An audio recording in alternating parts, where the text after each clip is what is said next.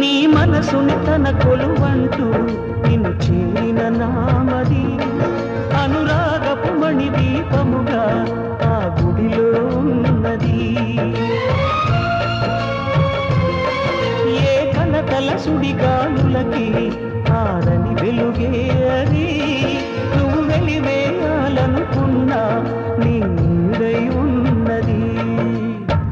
ప్రాణమే ఇలా నిన్ను చేరగా తనువు మాత్రము శిలై ఉన్నది.